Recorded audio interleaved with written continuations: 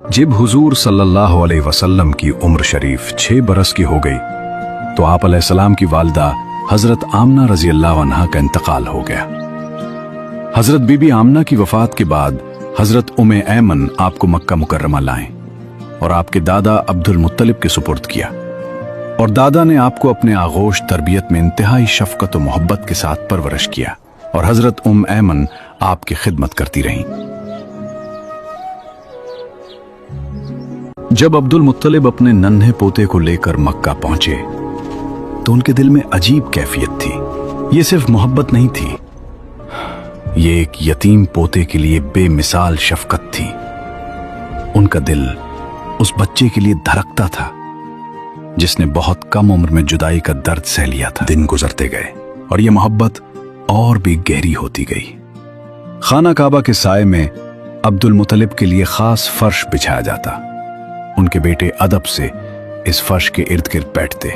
किसी को हिम्मत ना होती कि इस जगह पर बैठे जहां अब्दुल मुत्तलिब बैठते थे, मगर एक नन्हा बच्चा बेखौफ बेझिझक आता और सीधा उसी फर्श पर जा बैठता। ये कोई आम बच्चा नहीं था। जब चचा उसे हटाने की कोशिश करते तो अब्दुल मुत्तलिब फौरन फरमाते, मेरे इस बेटे को छोड़ दो, खुदा की कसम इसकी शान निराली है। फिर वो उसे अपने पास बिठा लेते। अभी उस नन्हे बच्चे की उम्र सिर्फ 8 साल 2 महीने और 10 दिन ही हुई थी कि एक और साया उठ गया, दादा। अब्दुल मुत्तलिब भी इस दुनिया से रुखसत हो गए। मक्का की सरजमीन पर वो अजीम हस्ती हमेशा के लिए खामोश हो गई और यूं ये नन्हा दिल एक बार फिर तन्हा हो गया। मगर जाने से पहले अब्दुल मुत्तलिब ने एक अहम फैसला किया। उन्होंने अपने बेटे और उस बच्चे के चचा अबू तालिब को बुलाया और उन्हें वसीयत की कि इस अमानत का ख्याल रखना। यह सिर्फ एक बच्चा नहीं, यह एक खास जिम्मेदारी है। फिर क्या था, अबू तालिब ने उस जिम्मेदारी को सिर्फ निभाया ही नहीं बल्कि उसे मोहब्बत में बदल दिया। उन्होंने अपने भतीजे को अपनी औलाद में शामिल किया, बल्कि अपनी औलाद से भी बढ़कर चाहा। हर लम्हा हर हाल में उनका साथ दिया। सख्तियों में ढाल बने, मुश्किलात में साया बने। 40 साल से भी ज्यादा अरसे तक उन्होंने हिफाजत, मोहब्बत और हिमायत का हक अदा किया। उनकी दोस्ती भी इसी बुनियाद पर थी और दुश्मनी भी। ये वो जमाना था जब मक्का की जमीन कहत से तप रही थी। आसमान साफ था, बादल का नामो निशान न था और लोग बेबसी के आलम में थे। हर तरफ फाका, हर तरफ परेशानी। तब कुरैश ने कहा, अबू तालिब, ये वादी कहत का शिकार हो गई है। हमारी औलाद भूख से तड़प रही है। आए बारिश की दुआ करें। यह सुनकर अबू तालिब एक बच्चे को साथ लेकर बाहर आए। वो कोई आम बच्चा नहीं था। ऐसा लगता था जैसे बादलों में छुपा हुआ चमकता सूरज हो, एक नूरानी वजूद। अबू तालिब ने उस बच्चे का हाथ थामा और उसे खाना काबा की दीवार के साथ टेक दिया। बच्चा खामोशी से अपनी नन्ही उंगलियों से अबू तालिब का हाथ थामे खड़ा था। उस वक्त आसमान बिल्कुल साफ था, मगर फिर एक अजीब मंजर शुरू हुआ।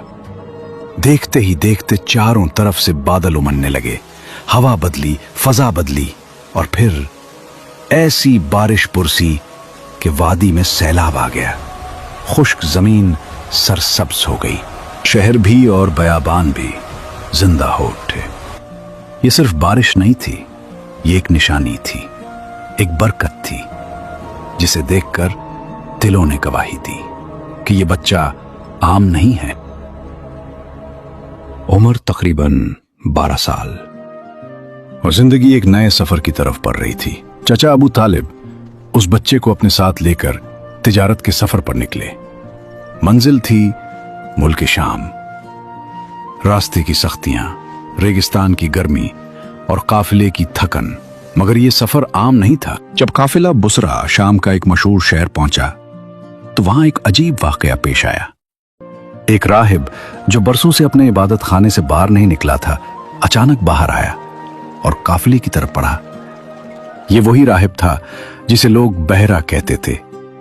उसने काफिले की मेजबानी की और फिर उसकी निगाहें एक खास बच्चे पर जाकर ठहर गईं। वो हैरान था, मगर उसके चेहरे पर यकीन भी था। उसने उस बच्चे का हाथ थामा और कहा, ये सैयदुल आलमीन हैं। यही वो हैं जिन्हें अल्लाह रहमतुल आलमीन बनाकर भेजेगा। ये सुनकर अबू तालिब हैरान रह गए। उन्होंने पूछा, तुम्हें कैसे मालूम हुआ? राहिब ने जवाब दिया, जब तुम इस रास्ते से आए तो हर दरख्त और हर पत्थर झुक गया, और यह सजदा सिर्फ नबी के लिए होता है। फिर उसने कहा, मैं उन्हें महर नबूवत से भी पहचानता हूं, और हमारी किताबों में भी उनका जिक्र मौजूद है। यह सुनकर माहौल बदल गया। राहिब ने फौरन खबरदार किया, इन्हें वापस ले जाओ, शाम न लेकर जाओ, यहूद उनके दुश्मन हो सकते हैं। अबू तालिब के दिल में खौफ पैदा हुआ और मोहब्बत भी। उन्होंने फौरन फैसला किया और अपने भतीजे को कुछ मुहाफिजों के साथ वापस मक्का भेज दिया। यह वाकया सिर्फ एक मुलाकात नहीं था, यह एक निशानी थी कि दुनिया अभी से इस अजीम हस्ती को पहचानने लगी थी, और वक्त करीब था जब यही बच्चा पूरी इंसानियत के लिए रहमत बनने वाला था।